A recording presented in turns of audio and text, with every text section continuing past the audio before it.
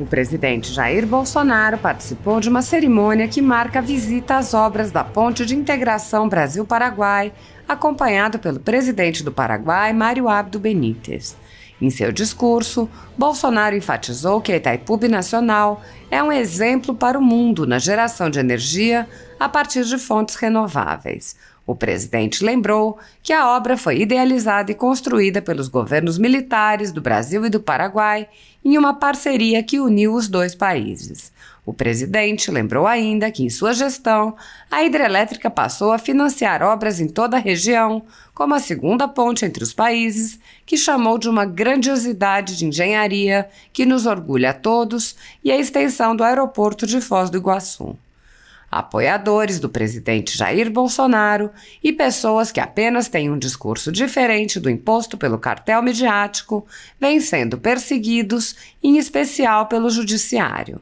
Além dos inquéritos conduzidos pelo ministro Alexandre de Moraes, do Supremo Tribunal Federal, também o ex-corregedor do Tribunal Superior Eleitoral, Luiz Felipe Salomão, criou seu próprio inquérito administrativo e ordenou o confisco da renda de sites e canais conservadores, como Bárbara, do canal Te Atualizei, e a Folha Política. Toda a receita gerada pelo nosso jornal, desde 1º de julho de 2021, está bloqueada por ordem do TSE, com aplauso dos ministros Luiz Roberto Barroso e Alexandre de Moraes. Há mais de 11 meses, toda a renda do nosso trabalho vem sendo retida, sem qualquer previsão legal. Sem a possibilidade de receber a renda de seu trabalho, o jornal corre o risco de fechar. Se você apoia o trabalho da Folha Política e pode ajudar, use o QR Code que está visível na tela para doar qualquer quantia ou use o código ajude@folhapolitica.org. Caso não utilize Pix, há a opção de transferência bancária para a conta da empresa Raposo Fernandes, disponível na descrição deste vídeo e no comentário fixado no topo. Há 10 anos, a Folha Política faz a cobertura da política brasileira, mostrando atos, pronunciamentos e eventos dos três poderes, quebrando a espiral do silêncio imposta pelo cartel de mídia que quer o monopólio da informação. Pix ajude@folhapolitica.org. Assista!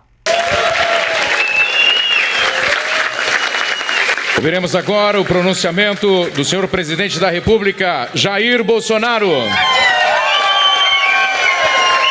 Amigos de Foz do Iguaçu, do Paraná, do nosso Paraguai, boa tarde a todos. Prezado Marito, presidente do Paraguai, país irmão e amigo. E temos algo em comum que nos une mais ainda. Somos paraquedistas. Certo.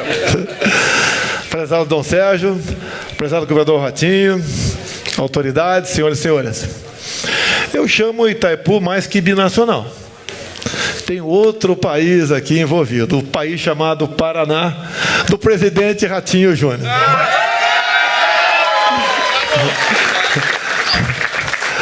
Tudo que fazemos aqui, consultamos, conversamos e buscando cordialmente o de acordo. Afinal de contas, uma sugestão a mais sempre é muito bem-vinda.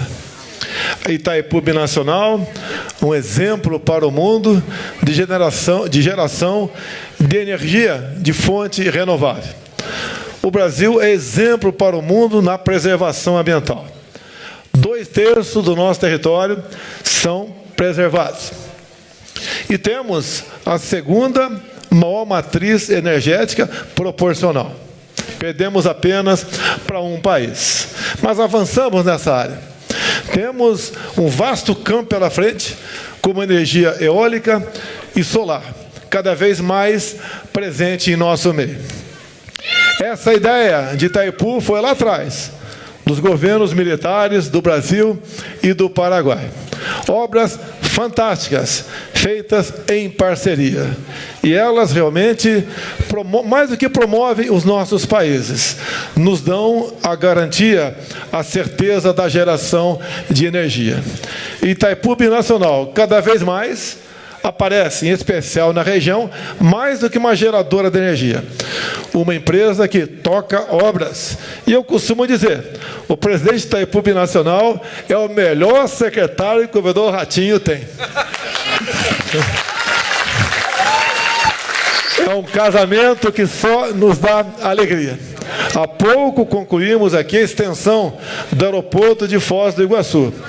Visitamos agora há pouco quase o final da obra da boiadeira, há décadas parada.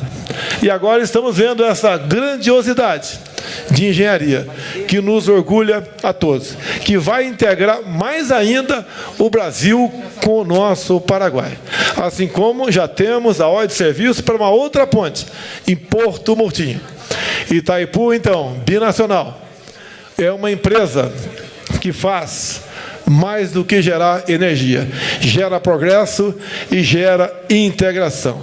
Então, a todos os envolvidos, meu muito obrigado pela presença, pelo carinho, pela consideração, dizer-lhes que a recíproca também é verdadeira. Tenho um profundo amor e consideração por todos aqui do nosso Paraná. Muito obrigado a todos vocês. E que Deus abençoe o nosso Brasil.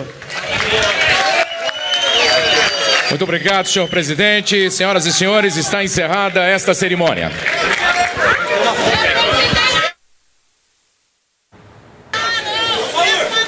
Fazer minha parte aqui agora. Ministro da Educação baixa uma portaria. Ministro do Trabalho baixa uma portaria. Aí a rede, né, que eu não consigo entender como é que tem tanto recurso para ter tanto advogado. A rede vai no Supremo, né? Em regra, a rede. E propõe uma medida ali para derrubar a portaria. E o Supremo, que, salvo o melhor juízo, nunca teve uma atuação de governar, porque aí não é... A gente tem que dividir o que é ativismo judicial do que é o Supremo entender que pode governar. Tá? Então, o ativismo judicial, ele acontece quando o Supremo interpreta a lei de uma maneira muito elástica, interpreta a Constituição de uma maneira muito elástica, né? A gente pode dar N exemplos aqui. Agora, o que está acontecendo recentemente não é ativismo judicial, entendeu? É algo diferente, é algo muito perigoso, pois é o Supremo governando, entendeu? Então, assim... Supremo analisou o caso Elvanger, né, e estendeu o conceito de racismo.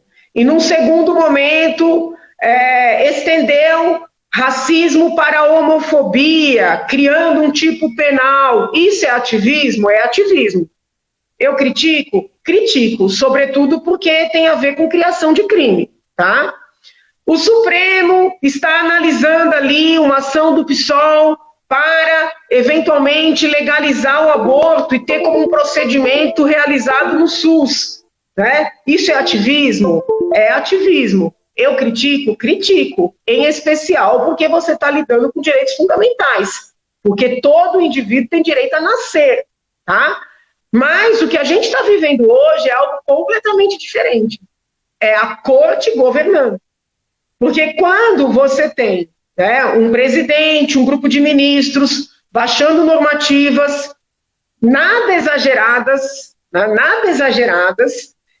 e outros partidos políticos que não conseguem eleger quadros, que não conseguem fazer o debate dentro do ambiente, né, do legislativo, impugnando por medidas judiciais, e reiteradamente ministros do Supremo, em decisões monocráticas, derrubando ações de ministros e do próprio presidente da República, aí não é ativismo judicial, aí é governo. Então, é importante a gente explicar isso, né, para os cidadãos, para os próprios críticos da atividade do Supremo, porque eu percebo muita mistura nessas críticas, né? E se a gente não deixar isso muito bem explicado, fica difícil da gente combater esse movimento, que eu vejo como um movimento perigosíssimo para a própria democracia. Né? Veja aqui no estado de São Paulo, por exemplo.